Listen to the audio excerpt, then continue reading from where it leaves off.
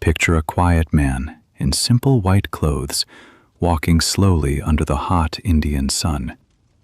He does not shout, he does not fight, and yet the whole world is watching him.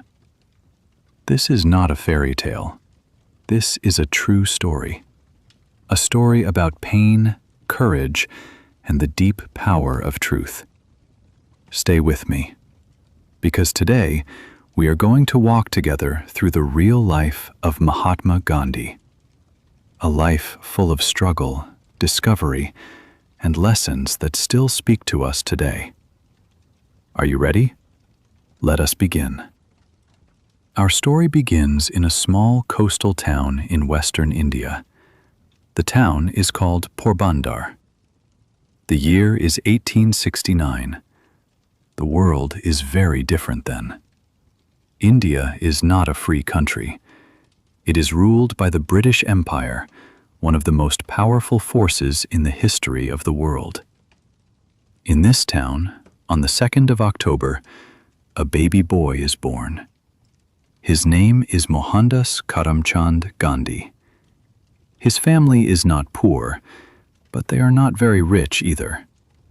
His father is a local government leader, a serious and respected man. His mother is a deeply religious woman. She prays every day. She fasts often. She teaches her children that truth and kindness are the most important things in life. Young Mohandas grows up in a home full of stories, prayers, and simple values. He is a quiet child, not very strong, not very confident. He is afraid of the dark. He is afraid of speaking in front of people. He feels small. He feels ordinary. And yet, something is growing inside him. Something that the world has not seen yet. Something that will one day shake an entire empire. But that is still far away. For now, he is just a small, shy boy in a small town by the sea. And his journey, his long and extraordinary journey, is just beginning. Mohandas is not a brilliant student. He is average. He studies hard, but he is not the best in his class. When he is 13 years old, something happens that is very common in India at that time. He gets married. His wife's name is Kasturba. She is also 13. This is an arranged marriage, decided by their families. Mohandas does not fully understand what marriage means yet. He is still a child. But Kasturba becomes a part of his life, a very important part, for the rest of his days. When Mohandas is 15, his father becomes very ill. Mohandas takes care of him every night. He sits beside him, holds his hand, and prays. But one night, Mohandas leaves his father's room for a short time, and in that short time, his father dies. Mohandas feels deep guilt. He never forgets that moment. It stays with him forever. Around the same time, his first child is born, but the baby lives only a few days. There is grief in the house. There is silence. Mohandas is still very young, but life is already teaching him hard lessons. Lessons about loss, about responsibility, about what it means to be present for the people you love. A few years later, his family makes a big decision. They want Mohandas to study law in England. It is a great opportunity. But to go, he must cross the ocean. And in his community, crossing the ocean is forbidden. It is seen as a sin. His mother is worried. She asks him to make 3 promises before he leaves. He must not eat meat. He must not drink alcohol. He must not be with another woman. Mohandas makes these promises, and he keeps them. He always keeps his promises. So, at the age of 18, the shy boy from Porbandar gets on a ship and sails toward England. Alone, uncertain, but moving forward. London is cold. London is grey. And for a young Indian man in 1888, London is a very strange world. Mohandas feels completely lost. The food is different. The culture is different. The people speak fast and dress differently. He tries very hard to fit in. He buys expensive English clothes. He takes lessons in dancing and French. He wants to look and feel like an English gentleman. But something does not feel right. Deep inside, he feels like he is wearing a mask. He studies law and passes his exams.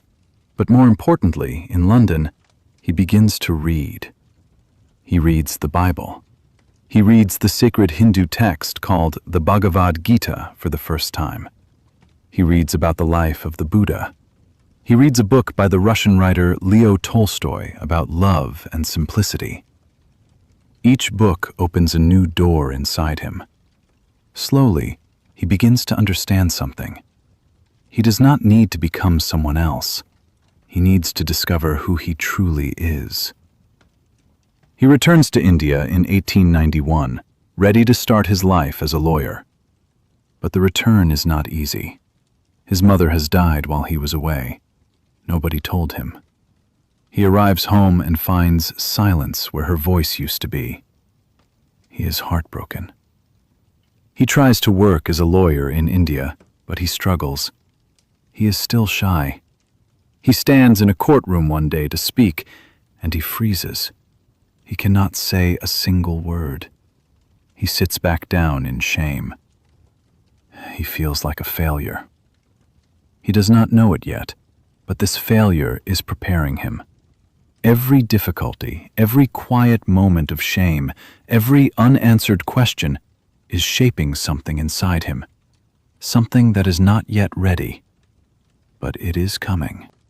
In 1893, Gandhi receives an offer. A law firm in South Africa needs help with a legal case. He decides to go. He thinks it will be for 1 year. It becomes 21 years. South Africa changes everything. On his very first train journey there, Gandhi buys a first-class ticket. He is dressed well. He is carrying his papers. But a white passenger complains. A railway official comes and tells Gandhi to move to the third-class carriage. Gandhi refuses. He has a valid ticket. He has every right to be there. The official calls the police, and Gandhi is thrown off the train. It is a cold night. He sits alone at the station, shivering, thinking. He has 2 choices. He can go back to India, back to safety, or he can stay and face this injustice. He chooses to stay. That cold night on a dark station platform becomes one of the most important moments in history, because it is the night Gandhi decides to fight. Not with his fists, not with weapons, but with truth, with dignity, with the power of refusing to be treated as less than human.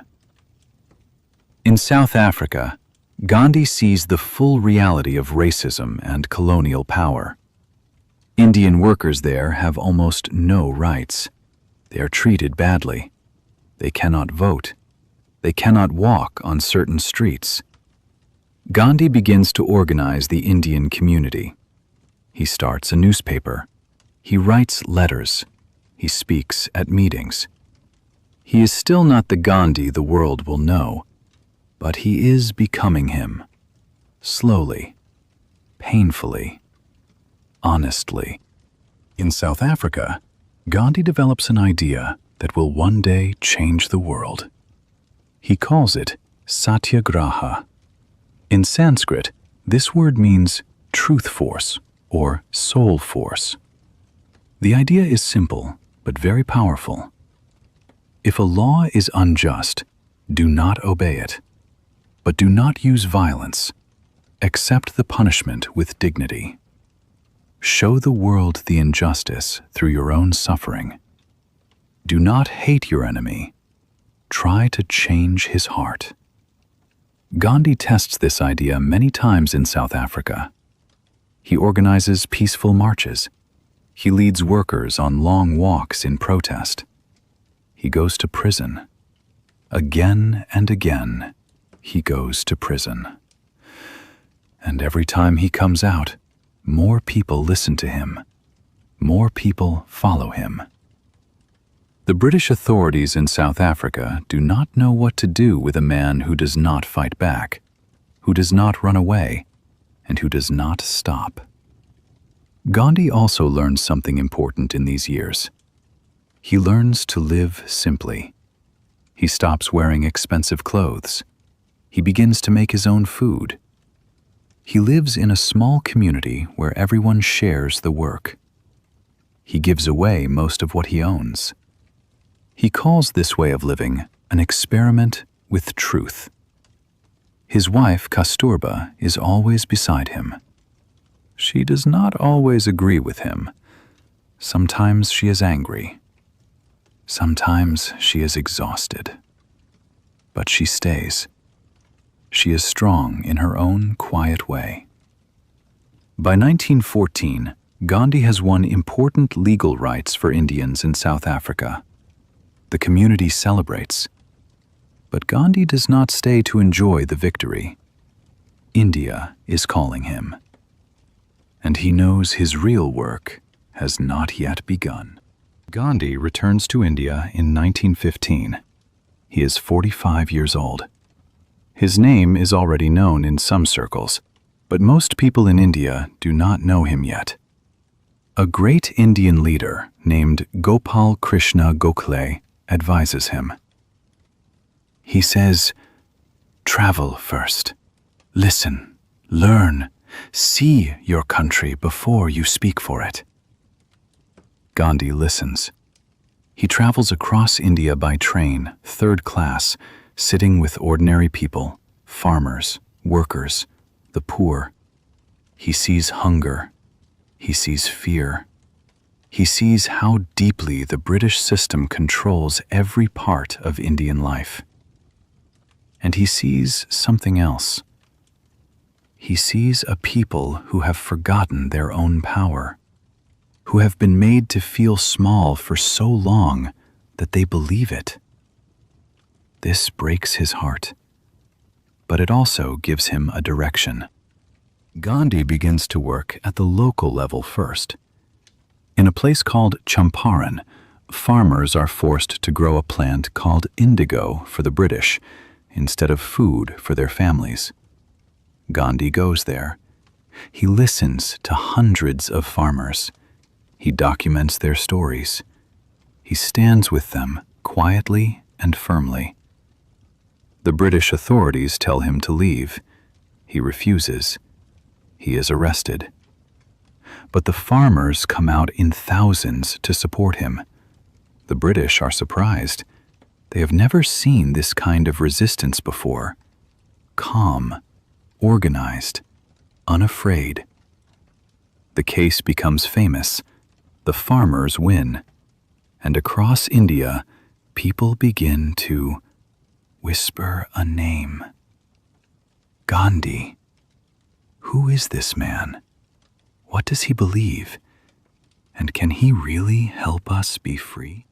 By the late 1920s, Gandhi is the most recognized leader of the Indian independence movement. The Indian National Congress, the main political party fighting for freedom, follows his leadership. But Gandhi is always looking for the right moment, the right action, something simple and symbolic that ordinary people can understand and join.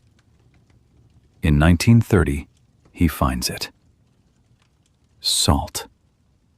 The British government controls all salt production in India. Indians cannot make their own salt, even from the ocean that surrounds their own land. They must buy it, and pay a tax on it. It is a small thing, but it is also a perfect symbol of colonial control. Gandhi announces a march to the sea to make salt illegally. Many people think it is too simple, too small. Even some of his own followers are not sure. But Gandhi knows what he is doing. He begins the march on the 12th of March, 1930. He walks 240 miles with a small group of followers. Each day, more people join. By the time he reaches the sea, thousands are walking with him. The world is watching. Journalists from every country are there. Gandhi bends down, picks up a small piece of salty mud from the beach, and the whole British Empire shakes. It is not just about salt. It is about saying, this land is ours. This ocean is ours. We are not afraid of you anymore. Thousands of Indians across the country begin making their own salt. The British arrest over 60,000 people, including Gandhi. But the movement does not stop. It cannot be stopped now. World War II changes everything. Britain is weakened. The pressure for Indian independence grows stronger. In 1942, Gandhi launches the Quit India movement. His message is direct and clear. Britain must leave India now. He is arrested again and held for nearly 2 years. Kasturba, his wife, is arrested too. She becomes ill in prison. Gandhi sits beside her, just as he once sat beside his father. He holds her hand. In February 1944, Kasturba dies in his arms. Gandhi does not speak for a long time after that. The grief is very deep. After the war, Indian independence is finally coming. But there is a terrible problem. The Hindu and Muslim communities are deeply divided. Leaders on both sides want separate nations. Gandhi is heartbroken. He has always believed in unity. He travels through areas of terrible violence, village by village, Muslim and Hindu communities burning each other's homes. He fasts to stop the killing. People listen. The violence slows, but it does not stop completely. On the 15th of August, 1947, India becomes independent. But it is divided into 2 countries, India and Pakistan. Millions of people are forced to move. Hundreds of thousands are killed. Gandhi does not celebrate independence. He fasts and prays alone. He calls it the darkest day of his life. He continues to walk through communities, calling for peace and unity. Some people love him for this, but others are angry. They say he is too soft on the other side. On the 30th of January, 1948, Gandhi walks out into a garden in Delhi for his evening prayers.